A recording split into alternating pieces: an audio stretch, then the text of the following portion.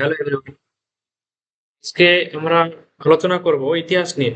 ইতিহাস আমরা নিয়ে চলে এসেছি ইতিহাসের একটি সিরিজ। যেই সিরিজে আলোচনা হবে ইতিহাসের এ টু জেড, অর্থাৎ প্রাচীন ইতিহাস, মধ্যযুগের ইতিহাস এবং আধুনিক ইতিহাস, আধুনিক যে ভারতের ইতিহাস সম্পূর্ণটাই আলোচিত হবে। আমরা একের পর এক টপিক ওয়াইজ একের পর এক টপিক ওয়াইজ ক্লাস আমরা নিয়ে আসবো। কি কি ক্লাসগুলো নিয়ে আসবো আমরা? প্রাচীন ভারতের ইতিহাস, এখান থেকে যেটা অ্যানসিয়েন্ট হিস্টোরি বলছে, এটা সময়কাল আনুমানিক খ্রিস্টপূর্ব 600 পর্যন্ত সময়কাল। এটা হচ্ছে প্রথম চ্যাপ্টার আমরা টপিক কি নিয়ে আসবো? ইতিহাসের উপাদান। ইতিহাসের উপাদান নিয়ে একটা ক্লাস দেব। তারপরে প্রাগৈতিহাসিক ও প্রস্তর যুগ থেকে একটা ক্লাস দেব। তারপরে নেক্সট আছে হরপ্পা সভ্যতা, 3 নম্বর চ্যাপ্টার। 4 নম্বর আছে বৈদিক সভ্যতা, এখান থেকে আলোচনা করব। জৈন ধর্ম ও বৌদ্ধ ধর্ম, 5 নম্বর টপিক। 6 নম্বর ষোড়শ মহাজনপদ। 7 নম্বর হচ্ছে মৌর্য সাম্রাজ্য। 8 নম্বর হচ্ছে মৌর্য পরবর্তী যুগ। 9 নম্বর চ্যাপ্টার গুপ্ত সাম্রাজ্য আছে। তারপরে 10 নম্বর গুপ্ত পরবর্তী যে সাম্রাজ্য, সেটা নিয়ে আলোচনা করব। মেডিয়েভাল হিস্টোরি বা মধ্যযুগীয় ইতিহাস কি আছে দেখে নেব। আনুমানিক 600 খ্রিস্টপূর্ব থেকে, আনুমানিক 600 খ্রিস্টাব্দ থেকে কত 1700 খ্রিস্টাব্দ, 600 খ্রিস্টাব্দ থেকে 1700 খ্রিস্টাব্দ পর্যন্ত আমরা আলোচনা করব। এখানে যে টপিক গুলো পড়ছে, 1 নম্বর 11 নম্বরে কি আদি মধ্যযুগ, আদি মধ্যযুগ। তারপরে 12 নম্বরে দিল্লি সুলতান, দিল্লি সুলতানের সময়কাল 1206 থেকে 1526, মানে বাবরের আক্রমণ পর্যন্ত, এটা আলোচনা করব। তারপরে 13 নম্বর প্রাদেশিক রাজ্য সমূহ, বিজয়নগর সাম্রাজ্য।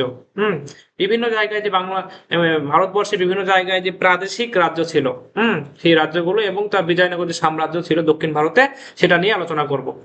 14 নম্বর কি আছে? 14 নম্বর আছে ধর্মীয় আন্দোলন, এবং ধর্মীয় আন্দোলনের মধ্যে ভক্তিবাদ, ভক্তিবাদ এবং সুফিবাদের যে চালু হচ্ছে ভারতে এবং তার প্রচার, এগুলো নিয়ে আমরা আলোচনা করব।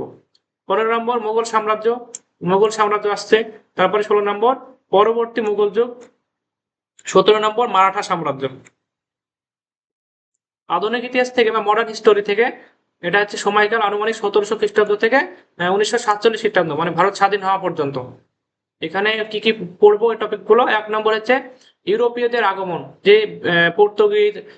পর্তুগিজরা, ইংরেজ, ফ্রান্স, বিভিন্ন বিদেশিরা বা ইউরোপীয়রা আমাদের দেশে আসছে, সেই আগমন থেকে শুরু করে 19 নম্বরে কি আছে? আঞ্চলিক শক্তির উত্থান হচ্ছে এবং ব্রিটিশ সাম্রাজ্য প্রতিষ্ঠা করছে, এখান থেকে এই টপিক।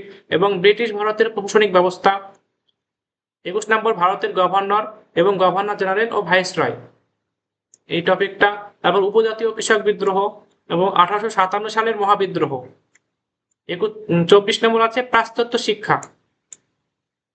তারপরে 25 নম্বর কি আছে? সমাজ সংস্কার এবং বিভিন্ন আন্দোলন, সমাজ সংস্কারমূলক বিভিন্ন আন্দোলন হয়েছিল 1858 থেকে 85 সাল পর্যন্ত। তারপরে নেক্সট কি আছে? জাতীয়তাবাদের বিকাশ, জাতীয়তাবাদের কি হয়েছিল? বিকাশ এবং ভারতীয় রাজনীতি 1885 থেকে 1905 পর্যন্ত আলোচনা করা হবে।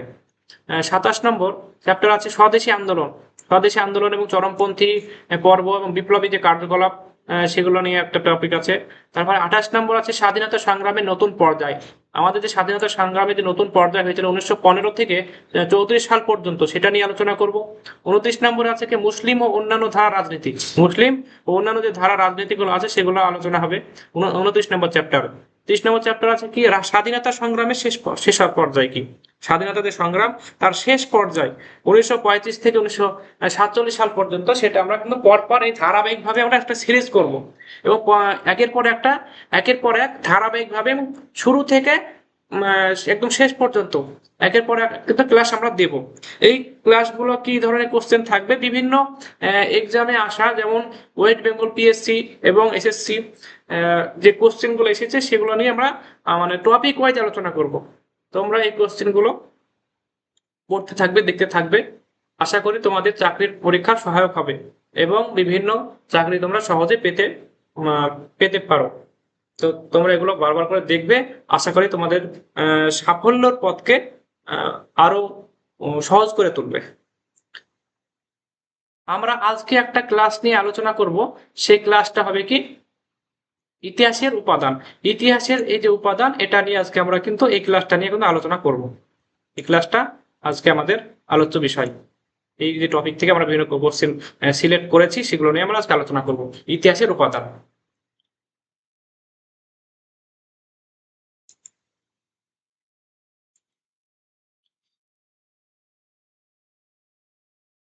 ইতিহাসের উপাদান।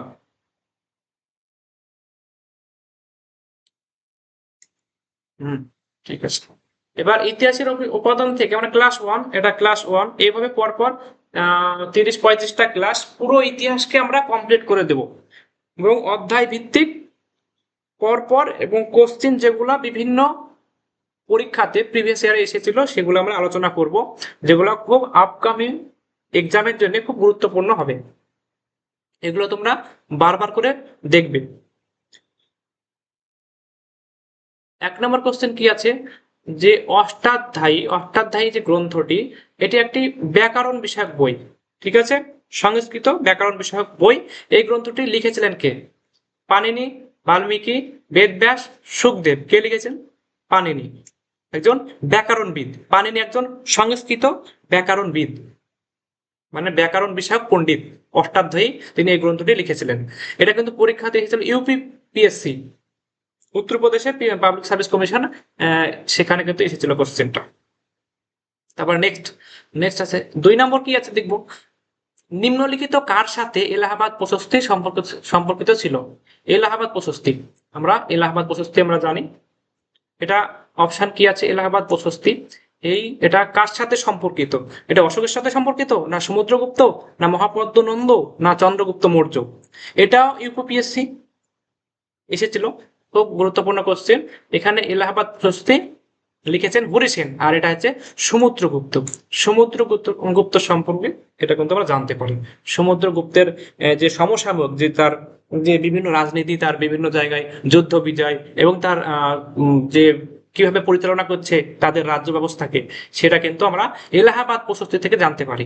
ঠিক আছে, নেক্সট কোশ্চেন আছে কি, নিচের কে সংস্কৃত ব্যাকরণ লিখেছিলেন? সংস্কৃত ব্যাকরণ কে লিখেছিলেন?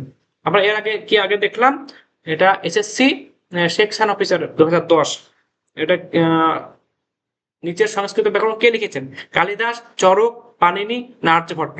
এখানে ব্যাকরণবিদ বলতে এখানে পাণিনিকে বোঝানো হচ্ছে। সঠিক উত্তর পাণিনি হবে।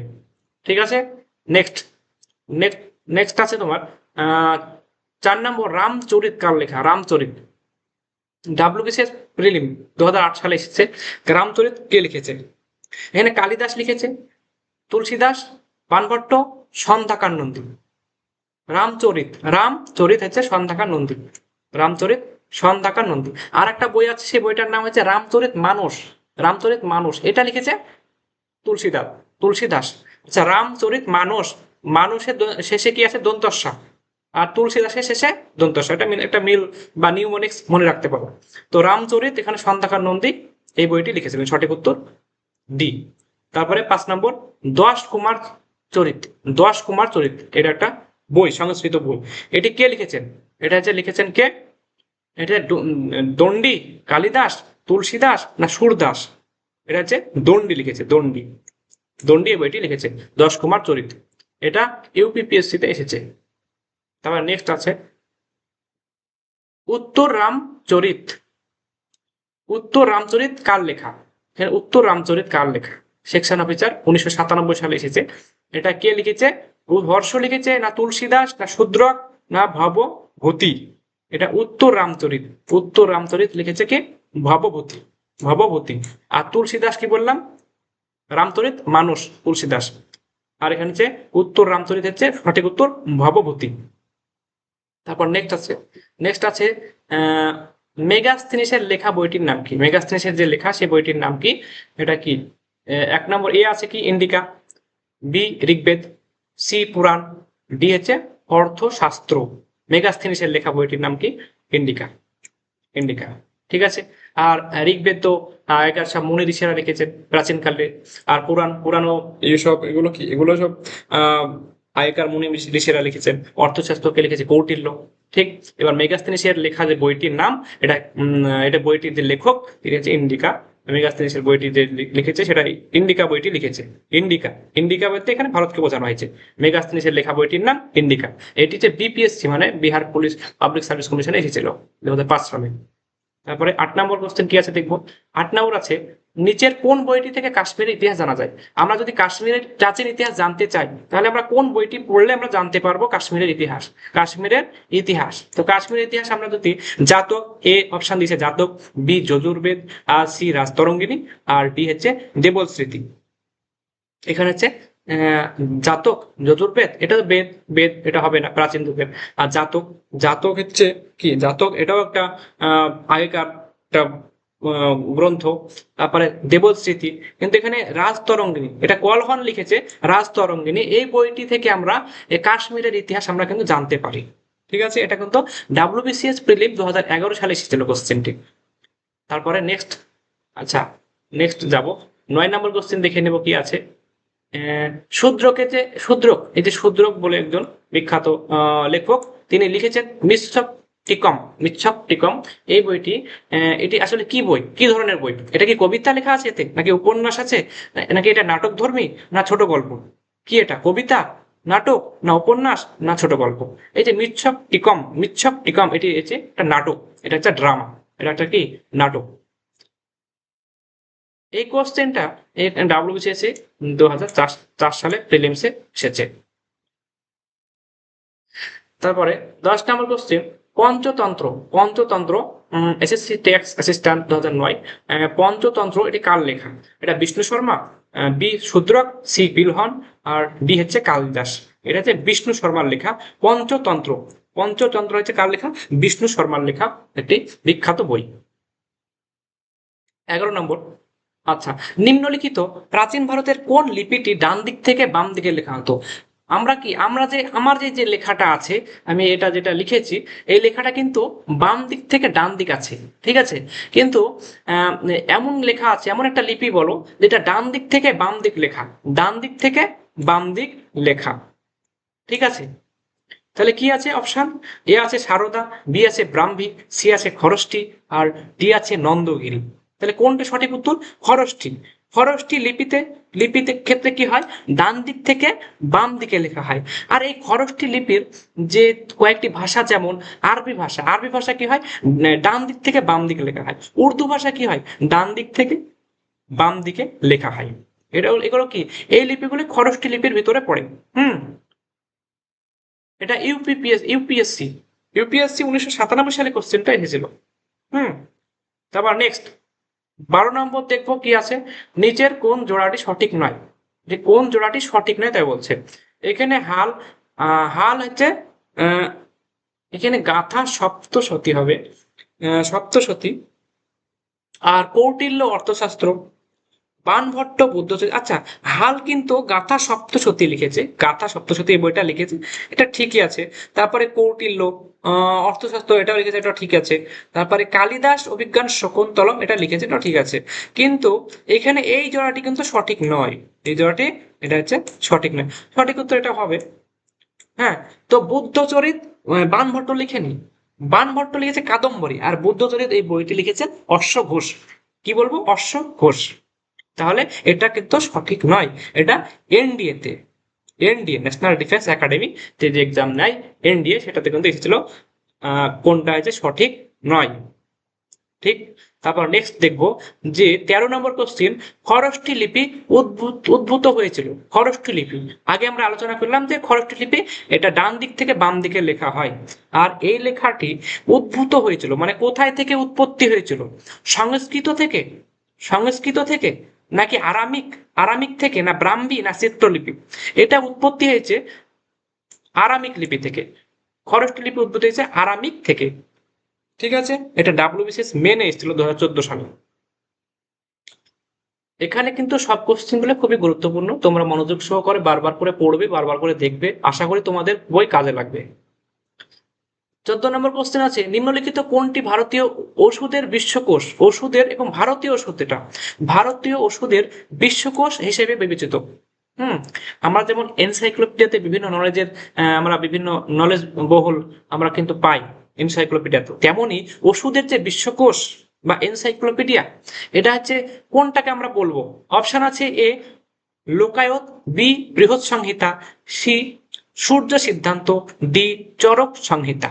চরক সংহিতা হচ্ছে সঠিক উত্তর হবে। এনডিএতে এসেছিল কোশ্চেনটি, চরক সংহিতা। ঠিক আছে, এটা হচ্ছে ভারতীয় ওষুধের বিশ্বকোষ হিসেবে বিবেচনা করা হয়। চরক সংহিতা, এটা চরক দ্বারা রচিত, যেহেতু চরক লিখেছেন তাই চরক সংহিতা, এটা মনে রাখবো ওইভাবে। 15 নম্বর নেক্সট কোশ্চেন আছে, কি আছে যে ব্যাকটেরিয় গ্রিকদের সম্পর্কে জানার একমাত্র উপাদান। যে ব্যাকটেরিয় গ্রিক, এই গ্রিকদের যে অধিবাসী ব্যাকটেরিয় গ্রিক, তাদের যে জানার একমাত্র উপাদান কি? একমাত্র উপাদান হচ্ছে পুঁথির মাধ্যমে জানতে পারবো, নাকি ধ্বংসাবশেষের মাধ্যমে, না মুদ্রা, সি, ডি হচ্ছে শিলালিপি। তাহলে কোনটার মাধ্যমে জানবো? এই যে ব্যাকটেরিয় গ্রিক, এদের সম্পর্কে জানার জন্য আমরা মুদ্রার মাধ্যমে জানতে পারি মুদ্রা। কারণ মুদ্রা মাধ্যম কিভাবে জানি? কারণ ওই যে তারা যে মুদ্রাগুলো চালু করেছিল, তাতে কিন্তু তাদের ছবি, তাদের যে গ্রিকদের যে বিভিন্ন বিষয়গুলি কিন্তু মুদ্রাতে কিন্তু তুলে ধরা হয়েছিল। তাই আমরা মুদ্রার মাধ্যমে ব্যাকটেরীয় গ্রিকদের ইতিহাস সম্পর্কে বা তাদের সম্পর্কে কিন্তু আমরা মোটামুটি একটা উপাদান পাবো। সেই উপাদানটা হিসেবে মুদ্রা হচ্ছে গ্রহণযোগ্য। 16 নম্বর কি আছে কোশ্চেন? 16 নম্বর কোশ্চেন আছে, ভারতের স্বর্ণ মুদ্রার প্রচলন, ভারতে যে সোনার ব্যবহার বা সোনার মুদ্রা প্রচলন করেছিল কারা? স্বর্ণ মুদ্রার প্রচলন করেছিল কে? গ্রিকরা, না কুষাণরা, না মৌর্যরা, না চোলরা? এটা ভারতের স্বর্ণ মুদ্রার প্রচলন, হ্যাঁ সোনার মুদ্রা এটা চালু করেছে কুষাণরা হচ্ছে সোনার মুদ্রা চালু করেছে ভারতে। এটা হচ্ছে ডাব্লিউবিসিএস মেন 2014 সালে কোশ্চেন। ঠিক আছে, নেক্সট আছে 17 নম্বর কি আছে? মিলিন্দ মিলিন্দ পানহো এর বই, এটা বিখ্যাত বই। এটা কার লেখা? এটা হচ্ছে নাগসেন লিখেছেন, নাগসেন। আচ্ছা, এখানে অপশন দিয়েছে নাগসেন, বসুমিত্র, নাগার্জুন, অশ্বঘোষ, কিন্তু এখানে সঠিক উত্তর হবে নাগসেন। হ্যাঁ, এটা মেন্সে এসেছে 14 সালে। মিলিন্দ পানহো নাগসেন বইটি লিখেছেন। তারপর নেক্সট যাব 18 নম্বর কোশ্চেন, বৌদ্ধদের প্রধান ধর্মগ্রন্থ ত্রিপিটক। এই বইটি বা ত্রিপিটক, এই যে ধর্মগ্রন্থ, বৌদ্ধদের পবিত্র ধর্মগ্রন্থ ত্রিপিটক, এই ত্রিপিটক কিন্তু কোন ভাষায় লেখা? এটা হচ্ছে পালি ভাষায় লেখা। সংস্কৃত ভাষা, পালি দিয়েছে, ব্রাহ্মী দিয়েছে, খরষ্টি দিয়েছে অপশন। এখানে হচ্ছে সঠিক উত্তর হবে পালি। এটা হচ্ছে পালি ভাষাতে ত্রিপিটক লেখা। আর ত্রিপিটক মানে মানে তিনটি, পিটক মানে ঝুড়ি, আমরা আগেই পড়েছি। এটা হচ্ছে আর তিনটি ঝুড়ি কি? একটা হচ্ছে কি অভিধম্ম পিটক, বিনয় পিটক, সত্য পিটক। হ্যাঁ, তারপরে নেক্সট 19 নম্বর কোশ্চেন আছে, কাকে প্রিন্স অফ পিলগ্রিমস বলা হতো? কাকে বলা হয় প্রিন্স অফ পিলগ্রিমস? কাকে বলা হয়? এখানে প্রিন্স মানে তো আমরা কি রাজা, আর পিলগ্রিমস মানে যারা হচ্ছে পর্যটক, তাদেরকে বলা হয় পিলগ্রিমস। তো যারা পর্যটকদের রাজা, সে হচ্ছে কে? Fahien, option A Fahien, B Megasthenes, C Hiuen Tsang, আর ডি হচ্ছে ইত সিং।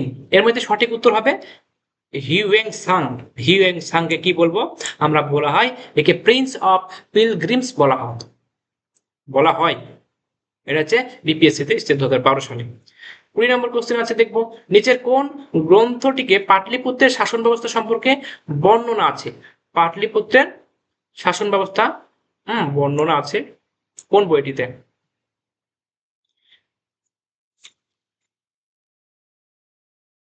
এটা হচ্ছে আমরা পাটলিপুত্র কি মগধের রাজধানী পাটলিপুত্র। আর সেখানকার শাসন ব্যবস্থা সম্পর্কে আমরা জানতে পারি কোন বই পড়লে?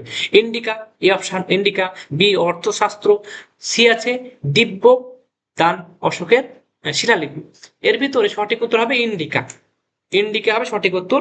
আমরা ইন্ডিকা বইটা যদি পড়ি, যেটা মেগাস্তিনিস দ্বারা রচিত, আর এই বইটি মাধ্যমে আমরা পাটলিপুত্রের যে শাসন ব্যবস্থা সেই সময়ে বা সেই সমসাময়িক সময়ে যে পাটলিপুত্রে কেমন নগর ব্যবস্থা, শাসন ব্যবস্থা এবং কিভাবে পরিচালিত হতো, সেগুলো কিন্তু বিস্তারিত বর্ণনা কিন্তু আমরা পাবো ইন্ডিকা বইতে।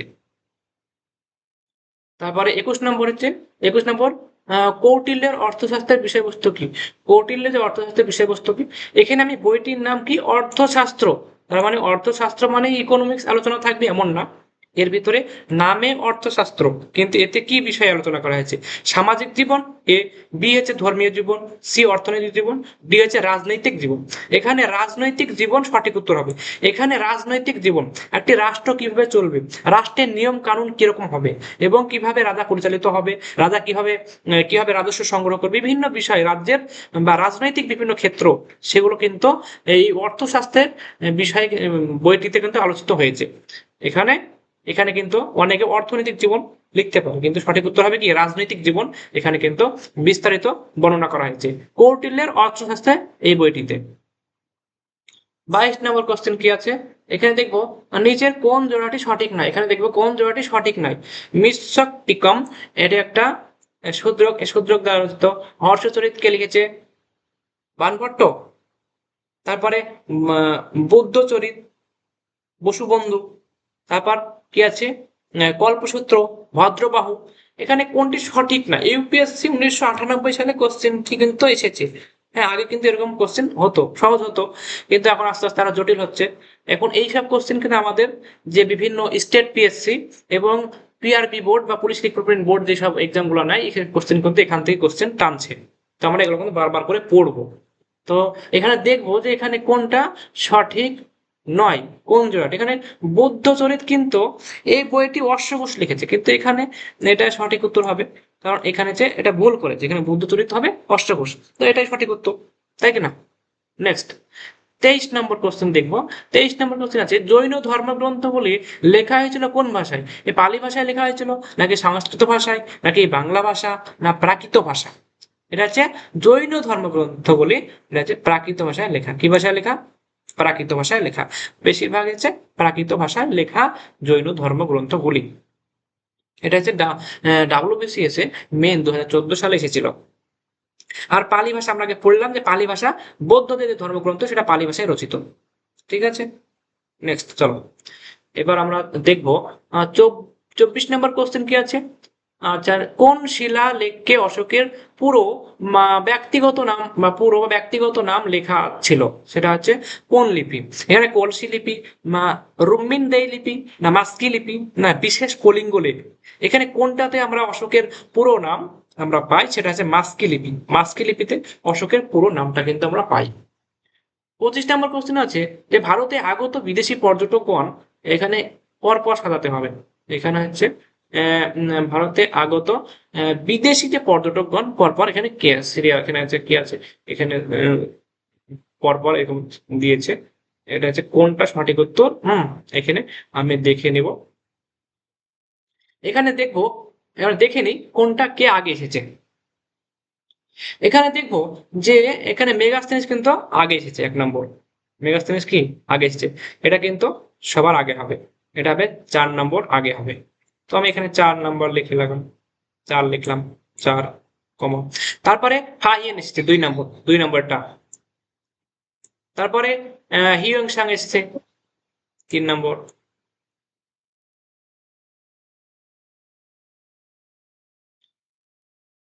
তারপরে 1 নম্বর আছে আলবেরুটি। ঠিক আছে, 4 2 3 1, 4 2 3 1, 4 2 3 1 মানে অপশন সি হবে। এখানে উল্টো পাল্টা করেছে, এটা বি হবে। তো এটা হচ্ছে সঠিক উত্তর, 4 2 3 1 পরপর এটাই হবে। এই যে কালক্রম আছে বা ক্রোনোলজি আছে, এটাই হচ্ছে সঠিক উত্তর। তো 26 নম্বর আছে, দ্রৌপদী সংস্কৃতের প্রথম মুখ্য শিলালিপিটি হলো কি? দ্রৌপদী সংস্কৃত। দ্রৌপদী মানে কিন্তু এটা ক্লাসিক্যাল, দ্রৌপদী মানে হচ্ছে ইংলিশে ক্লাসিক্যাল বলা হয়। এই যে ক্লাসিক্যাল সংস্কৃত আছে, তার প্রথম মুখ্য শিলালিপিটি কি? প্রথম যে মুখ্য শিলালিপি, যে ক্লাসিক্যাল যে আমাদের সংস্কৃত ভাষা, সেই ভাষার প্রথম যে মুখ্য শিলালিপি বা প্রধান শিলালিপি সেটা কি?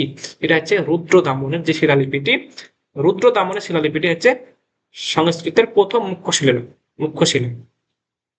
এটা হচ্ছে সিডিএস 2005-এ এসেছে কোশ্চেনটা। তারপরে 27 নম্বর কোশ্চেন আছে কি আছে, নিম্নলিখিতে আচ্ছা কোন উপাদান থেকে জানা যায় যে অশোক শ্রীনগর শহরটি নির্মাণ করেছিলেন? হুম অশোক, আমরা আগে পড়লাম কি যে আমরা যদি কাশ্মীরের ইতিহাস জানতে চাই বা জানার চেষ্টা করি, তাহলে কিন্তু আমাদেরকে রাজতরঙ্গিনী কলহনের লেখা বইটি পড়তে হবে। তো তেমন এখানে কি বলছে যে অশোক শ্রীনগর শহরটি নির্মাণ করেছে, এটা কি জম্মু কাশ্মীরে পড়ছে? তাই না? আর এই বইটি উম কোন বইটির মাধ্যমে জানবো? মহাবংশ, না দিব্যদান, না রাজতরঙ্গিনী, না তারানাথের তিব্বতের ইতিহাস? এটা রাজতরঙ্গিনী। এটা কিন্তু কাশ্মীরের ইতিহাস আছে। রাজতরঙ্গিনী আমরা জানি যে রাজতরঙ্গিনী বইটিতে কাশ্মীরের ইতিহাস আছে, প্রাচীন ইতিহাস। তো অবশ্যই যে অশোক শ্রীনগর শহরটি নির্মাণ করছে সেটাও কিন্তু রাজতরঙ্গিনী বইটিতে থাকবে, তাই কি না? এটা কিন্তু WBCS মে 2014 সালে এসেছে। তারপরে নেক্সট কোশ্চেন চলে যাব। 28 নম্বর কোশ্চেন দেখে নিই কি আছে। অজন্তা গুহাচিত্রে ছবি পাওয়া যায়। অজন্তা একটা গুহাচিত্র, এটা মহারাষ্ট্রে অবস্থিত। অজন্তা গুহাচিত্র আছে, সেটা ছবি পাওয়া যায় কোথাকার? রামায়ণের ছবি আছে ওতে, না জাতকের এবং মহাভারতের, না পঞ্চতন্ত্রের? এখানে সঠিক উত্তর হয়ে যাবে জাতকের। জাতকের জাতকের বিভিন্ন বিভিন্ন ছবি আমরা অজন্তা গুহাচিত্রে কিন্তু যদি যাই সেখানে কিন্তু দেখতে পাবো। ঠিক আছে, এটা মহারাষ্ট্রে অবস্থিত। CGL 2003 এসেছে। তারপরে 29 নম্বর কোশ্চেন আছে, অশোকের শিলালেখটি ব্যবহৃত ভাষাটি হলো কি? অশোকের যে শিলালেখ সেটা ব্যবহৃত ভাষাটি কোন ভাষা? হম সংস্কৃত, না প্রাকৃত, না হিন্দি? কোনটা? সঠিক উত্তর কি হবে? যে অশোকের যে শিলালেখ ছিল তার ব্যবহৃত ভাষাটি কি হবে? প্রাকৃত। আর প্রাকৃত ভাষায় কি লেখা হয়েছিল? জৈনদের ধর্মগ্রন্থগুলি কি ভাষায় লেখা হয়েছিল? প্রাকৃত ভাষায়। অশোকের শিলালেখটি ব্যবহৃত ভাষাটি হলো কি? প্রাকৃত। ঠিক আছে। তারপরে এটা যে BPSC ছিল। তারপরে নেক্সট দেখে নিব 30 নম্বর কোশ্চেন। নিম্নলিখিত কোন সম্রাটের সভাকবি ছিলেন বাণভট্ট? কোন সম্রাটের, সেই সম্রাটের নাম বলতে হবে। সভাকবি ছিলেন বাণভট্ট। এখানে কি আছে? এখানে আছে কনিষ্ক আছে 1 নম্বর, তারপরে B আছে কুমারগুপ্ত, C আছে বিক্রমাদিত্য, আর D আছে হর্ষবর্ধন। এটা সঠিক উত্তর কি হবে? বাণভট্ট। বাণভট্ট হচ্ছে কার সভাকবি? হর্ষবর্ধনের সভাকবি। ঠিক আছে, বাণভট্ট হর্ষবর্ধনের সভাকবি, কাদম্বরী লিখেছিলেন।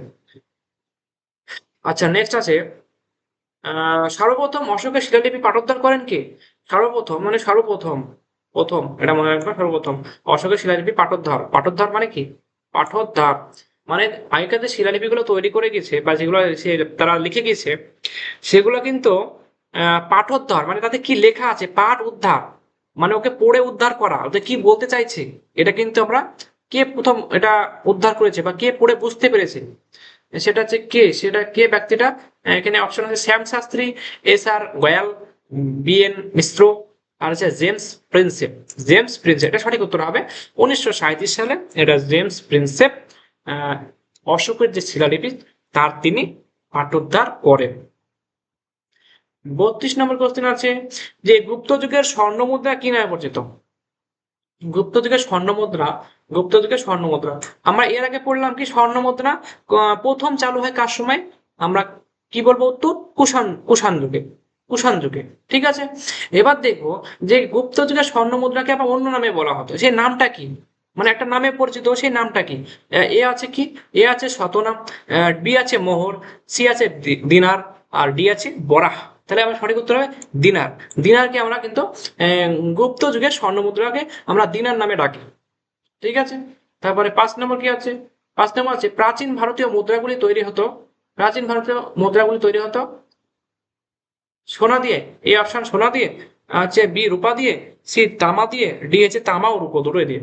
আচ্ছা, প্রাচীন ভারতের মুদ্রাগুলি তৈরি হতো তামা এবং রূপো দুটো দিয়ে তৈরি হতো, তামা ও রূপো দিয়ে। এটা ইউজিসি নেট, এটা নেটের 2013 সালে ইউজিসি মানে ইউনিভার্সিটি গ্রান্ট কমিশন যে এক্সাম হয়, নেটের এক্সাম, নেট সেট হয়, তো সেই এক্সামে নেটে কিন্তু এসেছিল এই কোশ্চেনটা, তামা ও রূপা কিন্তু প্রাচীন ভারতীয় মুদ্রাগুলি তৈরি হতো তামা আর রূপা দিয়ে।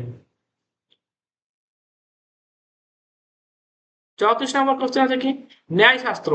ন্যায় শাস্ত্র বা ন্যায় সূত্র এটা কার লেখা? এটা কার লেখা? CGL কোশ্চেন লিখেছিল, ব্যাস লিখেছে নাকি গৌতম? এখানে ম হবে, গৌতম, গৌতম। তো এখানে কপিল হবে, চরক হবে, সঠিক উত্তর হবে ন্যায় শাস্ত্র গৌতম। গৌতম, গৌতম লিখেছে ন্যায় শাস্ত্র। তারপর নেক্সট আছে 35 নম্বর মিলিন্দ পনহ। মিলিন্দ পনহ এটা কি গ্রন্থ? এটা সংস্কৃত নাটক, নাকি পালি গ্রন্থ, না জৈন গ্রন্থ, না ফার্সি গ্রন্থ? বলো সঠিক উত্তর কোনটা হবে?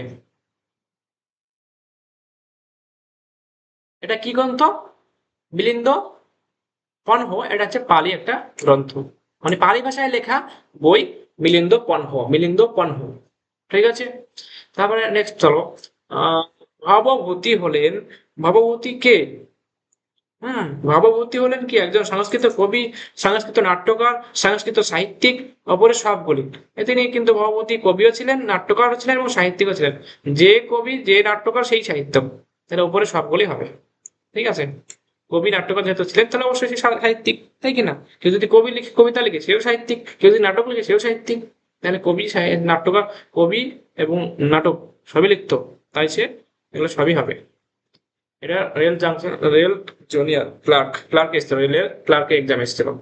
ভাবভূতি হলেন একজন সংস্কৃত কবি, সংস্কৃত নাট্যকার এবং সংস্কৃত সাহিত্যিক, ঠিক আছে। তাই উপরে সবগুলোই সঠিক উত্তর।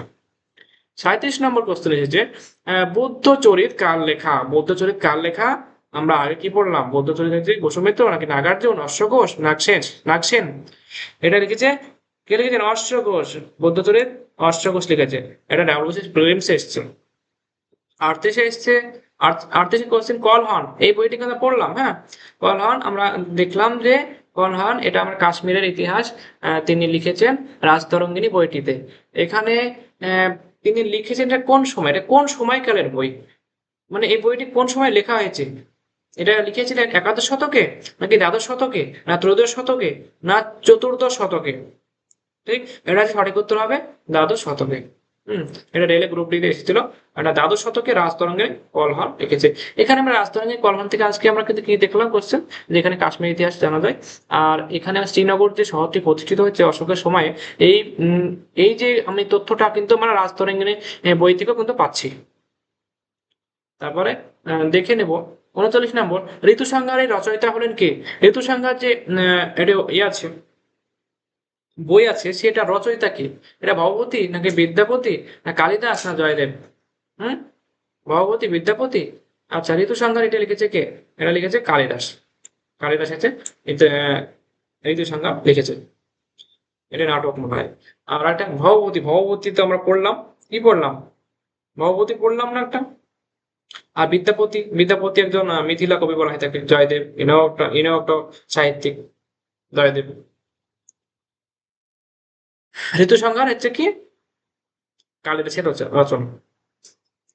পিএসসি ক্লার্ক এসছে, ক্লার্ক এক্সাম। 40 নম্বর কোশ্চেন, নিম্নলিখিত কোন ঐতিহাসিক প্রাচীন ভারতের ইতিহাস সম্পর্কে গবেষণার জন্য বিখ্যাত? হ্যাঁ, প্রাচীন ভারতের ইতিহাসিক, প্রাচীন ভারতের ইতিহাস। অনেকে অনেক বিষয় নিয়ে গবেষণা করে। তো এখানে প্রাচীন ভারতের ইতিহাস নিয়ে গবেষণার জন্য বিখ্যাত হয়েছিলেন এমন একজন ঐতিহাসিকের নাম সতীশচন্দ্র। এই অপশন কি আছে? সতীশচন্দ্র, বি আছে বিপিনচন্দ্র, সি আছে রামশরণ শর্মা, আর ডি আছে অমলেশ ত্রিপাঠী। এখানে সি হবে সঠিক উত্তর, রামশরণ শর্মা। রামশরণ শর্মা এটা সঠিক উত্তর হবে, রামশরণ শর্মা। আবার অনেক সময় কোশ্চেন আসে, এর আগে কোশ্চেন হয়েছিল ডাব্লিউবিসিএস এ, কি কোশ্চেন, যে মুঘল যুগের সম্পর্কে গবেষণার জন্য কে বিখ্যাত ছিল? যদুনাথ সরকার, স্যার যদুনাথ সরকার। রামশরণ শর্মা এটা সঠিক উত্তর, যে প্রাচীন ভারতের ইতিহাসের গবেষণার জন্য তিনি বিখ্যাত হয়েছিলেন, রামশরণ শর্মা। সি সঠিক উত্তর। 41 নম্বর আছে, যে ফ্রেঞ্চের কোনটিতে বৌদ্ধ ধর্মতত্ত্ব সম্বন্ধে আলোচনা আছে, উল্লেখ আছে? নিচে কোনটিতে বৌদ্ধ ধর্মতত্ত্ব সম্বন্ধে উল্লেখ আছে? সেটা কি? জাতক, নাকি শতপথ, উপনিষদ, না ধম্মপদ? জাতক হবে না, শতপথ হবে না, উপনিষদ হবে না, ধম্মপদ। ধম্মপদে কিন্তু আলোচনা করা আছে এই যে বৌদ্ধ ধর্মতত্ত্ব, ধম্মপদ। তারপরে 42 নম্বর কোশ্চেন আছে কি, যে নিম্নোক্ত ব্যক্তির মধ্যে কে মিথ্যাক্ষরা লিখেছিলেন? মিথ্যাক্ষরা কে লিখেছিলেন? এই যে মিথ্যাক্ষরা একটা আইন বলে একটা বই আছে, মিথ্যাক্ষরা আইন।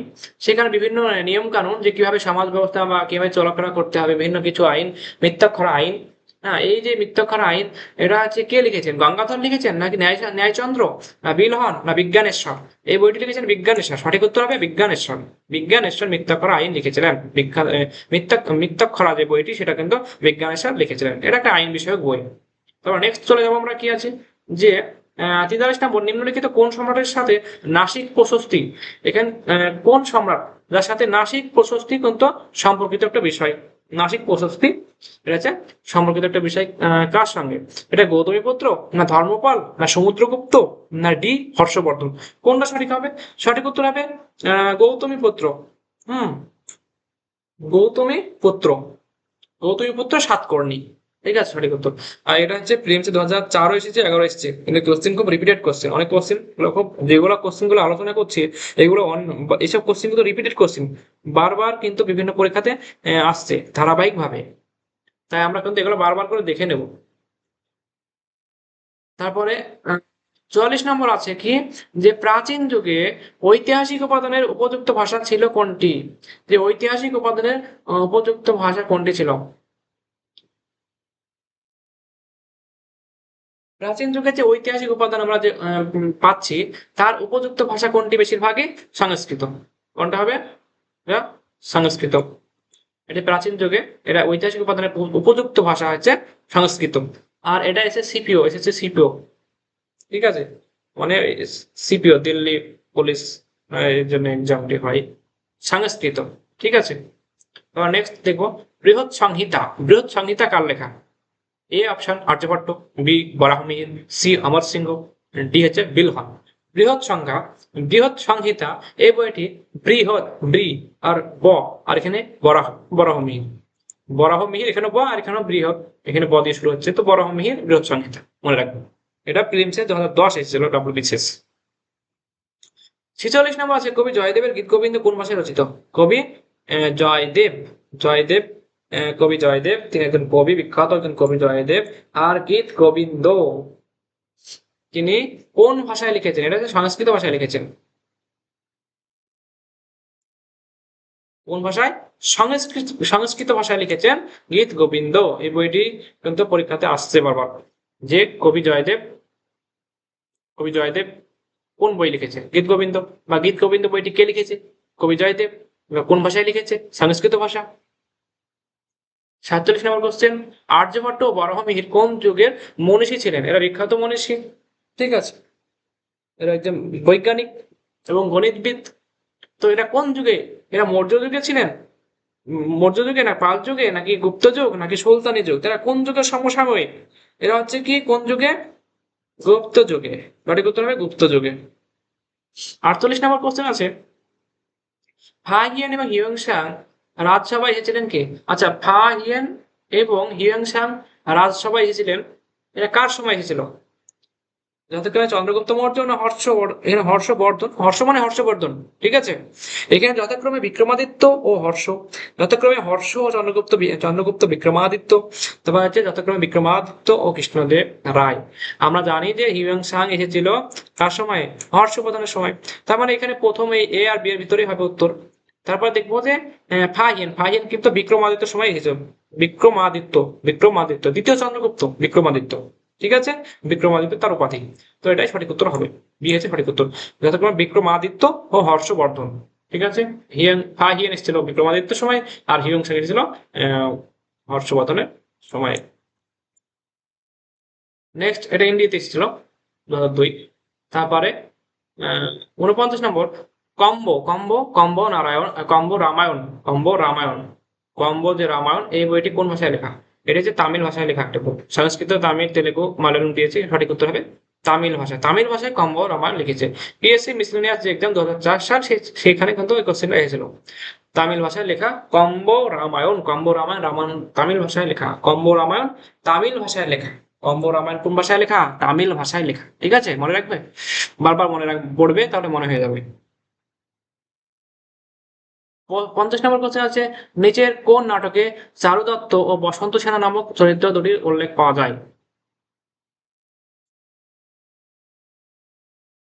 বলো, নিচের কোন নাটকে, এমন একটা নাটকের নাম বলো যেখানে এই চারু দত্ত এবং বসন্ত সেনা এই নামক দুটো চরিত্র কিন্তু অস্তিত্ব আছে। এটা হচ্ছে কি? একটা হচ্ছে মালতী মাধব নাটক, নাকি মালবিকাগ্নিমিত্র, নাকি হচ্ছে মিচ্ছকটিকম, আর স্বপ্নবাসব দত্তা? কোনটি সঠিক উত্তর হবে? মিচ্ছকটিকম।